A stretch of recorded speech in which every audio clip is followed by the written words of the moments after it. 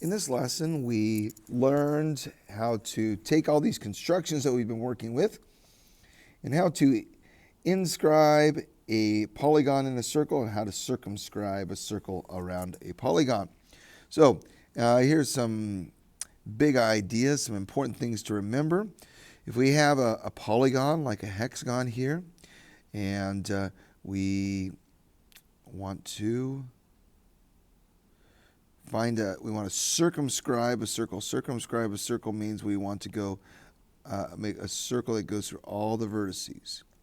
So what we need here is we need to get some, let's see if we can get, there we go. All right, we need to get some diagonals, draw on these diagonals. We want to find out where that center is. So here's that center, and now we can use our compass to circumscribe a circle. So using our compass, putting our center here where these diagonals cross, we can construct a circle. So this is the circumscribed circle here. So a circumscribed, which means like to circumvent something, means to go around it. Okay, so a circumscribed circle touches each of the vertices. Okay, so what did we do there? Some simple steps to circumscribe a circle around a hexagon. We need to draw in diagonals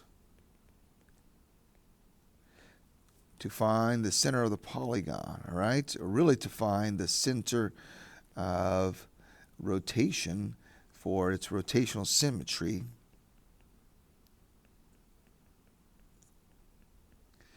All right. Yeah, we'll do that. Okay. Then draw a circle. Actually construct.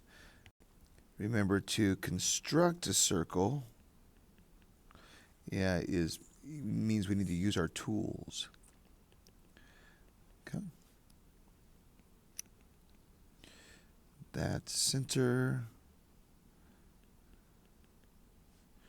through the vertices. Vertices, which is plural for vertex. Okay, something like that. All right, well, what if we want to inscribe a hexagon? So if we start with the circle and we want to get a hexagon, well, to do that, we can use our daisy design. We can take, we found out that each of these little triangles are equilateral triangles, and the radiuses are the same length as the side of the hexagon. So the radius of the circle is the same length as the side. So if we open our compass up to this radius, we can mark 6 marks around the outside or draw 6 circles, and we'll get those 6 points. So first step is to get a radius here, and let's do that. Okay, so we're going to draw a radius. Maybe. Let's try that again. Draw a radius. Okay, and now we're going to open our compass up to that distance, and we'll start here, and we'll start on the outside here, and we'll mark 6 points. So I have my compass opened to this distance here, and so with my point on that dot, I'm going to make a mark here, and we're going to do this 6 times. If you want to draw the whole circle, you can, but we should be able to go around 6 times. All we really need is that location there. That's supposed to be a circle. There's a partial circle there. There's a, back here. There's a partial circle there. And our last one should cross right through here. So we can make 6 marks with our compass. Let me fix that last one. That was kind of sad. There we go. Okay. So we have our 6 marks there. Again, you can make those complete circles, and we can make a cool little daisy design if you like. But those are the 6 points we need, and now we should be able to connect those with some straight lines. And go like that. There's one there. Use a ruler. I've got this fancy little tool that will complete it, make it a straight line, kind of. And connecting each of these here we should get a perfect hexagon. Now, remember the key here is this.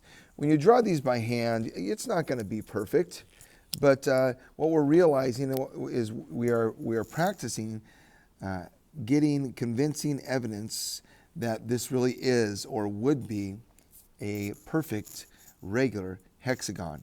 And it would be if we, our compass didn't slip or anything like that, because we know that the fact that the radius is the same as the side of the hexagon, because these are equilateral triangles. And we can prove it's equilateral by its rotational symmetry, because we can rotate it 6 times.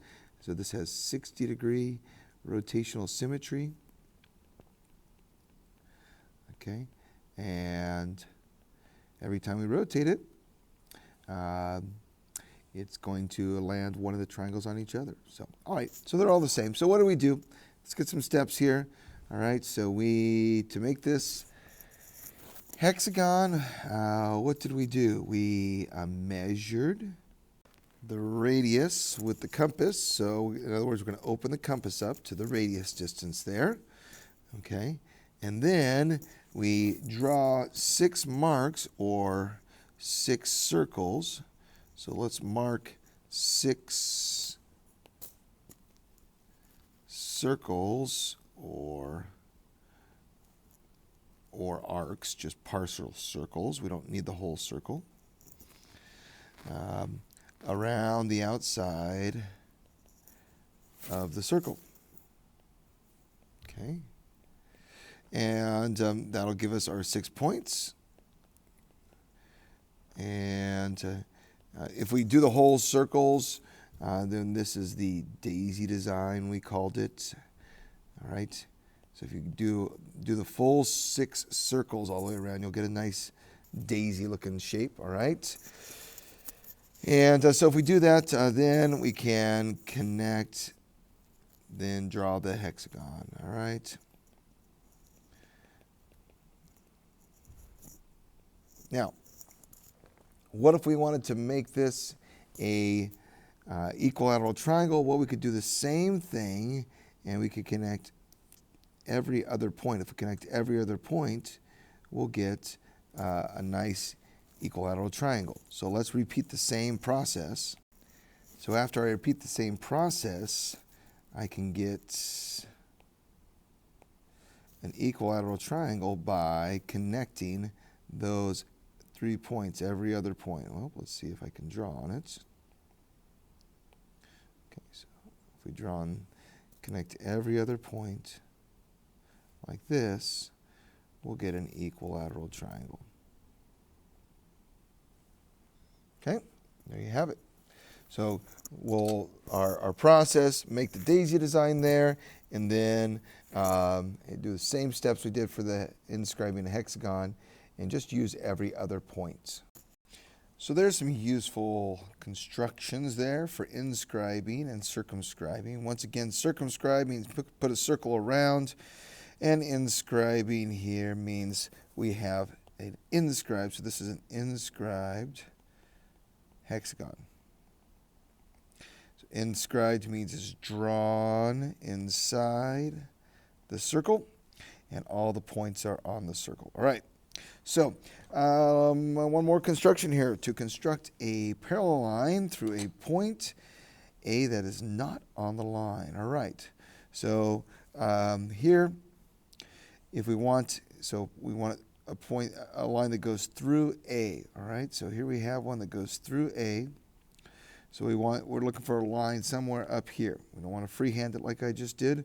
We want to construct it. Well, first step is to draw an angle through it. So if we have a line and we have a point, first step would be to connect that with an angle like we see in the picture here. All right. So then what do we need to do? Well, we want a perpendicular line here. Okay. So to make that perpendicular line, we can make a parallelogram or we can make a rhombus. All right. So the rhombus is one that we're pretty familiar with here. This point C, it doesn't really matter here. All right, we're just looking for a parallelogram, something like here. Let's think about it as a rhombus. So let's just make the rhombus, and just to kind of ignore C for the moment. Let's say that, just totally ignore it. And for our rhombus construction here, we're going to draw the arc that goes through A, and that gives us our new point, C. You can continue the whole circle if you want, but that's the main part of the circle we want. And then leaving our compass the same, opening our compass to AB here. So it's that length there. Let's put our point on C, and let's draw an arc out here, part of a circle there. And then let's put our point on A, and then let's draw a circle out here. And so what we basically just made is a rhombus. So if we draw this top line that goes through that little target there, there's our parallel line. That's what we're going for. We were going for a parallel line. Now if we want to draw in the rest of the rhombus, we can. We don't necessarily need it. But there it is. You can see the rhombus right there. Okay. So what did we do? So we drew an angle through point A there, and then we used the rhombus construction that we're hopefully familiar with to make a parallel line parallel to the original line. All right? Okay, if you want to make the whole rhombus, you can, but we're just looking for that opposite side. Okay, so there we have it. All right, so just to kind of remind us of a little vocabulary here. All right, so again, circumscribe means if we have a triangle or any other polygon there, and we want to circumscribe a circle, then we need to find the circle that goes through each point. That is a circumscribed circle. Okay, for inscribing in a circle, so we're going in a circle there. So if we have a circle to start with, and we want to inscribe something in it, well, it might look like this. And it can be all kinds of shapes we can inscribe. The key is that the vertices are on the circle. All right? Funky looking little pentagon there. So that would be an inscribed polygon. All right. So there you have it. That's the big ideas from this section. So a couple little examples here to tie it all together. Here's some things that we need to be able to do. All right. So if we want to construct two lines that are parallel or perpendicular to each other, here's what we could do. If we want a perpendicular line, we can start with a line segment that we want to be perpendicular to. And we remember that the segment bisector or the perpendicular bisector is perpendicular because it says perpendicular in the name. How do we do that? Well, we got our segment, and what we need is to draw a circle here that is more than halfway across. All right, let's see here just a second. There we go. All right. So we need a circle that has a radius of more than half. You don't have to open it up all the way. You could if you want, but the key is that it's the same from both sides. So if we draw the same arc from both sides there, and now we can connect that with, let's get a little different color here. Let's draw a line through those 2 points. Something like that. So that is a perpendicular bisector, 90 degrees, and it cuts this line segment in half. So we got a perpendicular line. If we want parallel lines, we'll need a rhombus. So this was a perpendicular bisector, was the key. Okay, and that's the one I like to think of as the fish method. I see a fish there. Maybe it's because I like to fish. All right, so that's the fish method there. All right, and then we got the parallel lines. Well, to make parallel lines, we're going to think about a rhombus. All right, so the key is we have a line segment that we want to be parallel to, and so we'll start by making a angle here, and now we need to do our rhombus construction. So to do our rhombus construction here, we're going to open our compass up to that short line segment there. Okay, and we're going to draw our arc. Whoops, let's try that again. Take 2. Okay, let's see. All right, there we go. So we have 1 point, 2 points, 3 points for our rhombus, leaving the compass the same length here. We're going to have a mark out here. That's part of a circle there, and then another circle from each of these two new points. Okay, and there's our last line of our rhombus, so we can draw our parallel line there. All right, and if we want to draw the rest of the rhombus in, we could, something like this. Okay, so there's the idea. I got a little off, it looks like, but because my compass doesn't work very well here. Okay, so the rhombus makes parallel lines. There you have it. All right. Now let's take a look at something that we need to review here, and this will be in our assignment for this lesson here. So we want to review some transformations.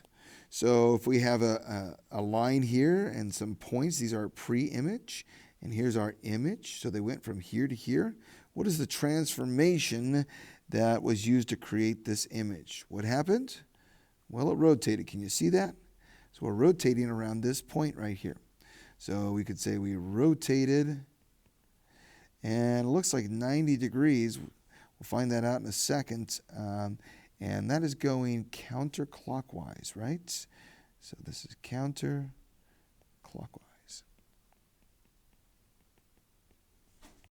And we need to tell it where we're going around, and so we need a center that is, we're going about the point -1, 3. And then lastly, we want to write the equation for the graph of each line. All right, well, we got our original line. What's the slope? Well, we got a rise of 1 and a run of 2. So we have a slope of 1/2, and it's going to go through. We got a y-intercept here. It looks like about 3.5, 3.5. So y equals 1/2 x plus 3.5, or 3.5. And then we have the rotation. So this line right here, we're going down 2, so it's down 2 and right 1. So the slope is -2/1. And let's try -2/1. All right, so y equals -2/1x plus, and its y-intercept, it looks like, is 1. Okay, or y equals -2x plus 1. There you have it, our original and the new slope. And notice that they are negative reciprocal slopes. That means that, yes, indeed, they are perpendicular. All right, there you have it. So hopefully that will get you everything you need to do well on this lesson. Thanks a lot.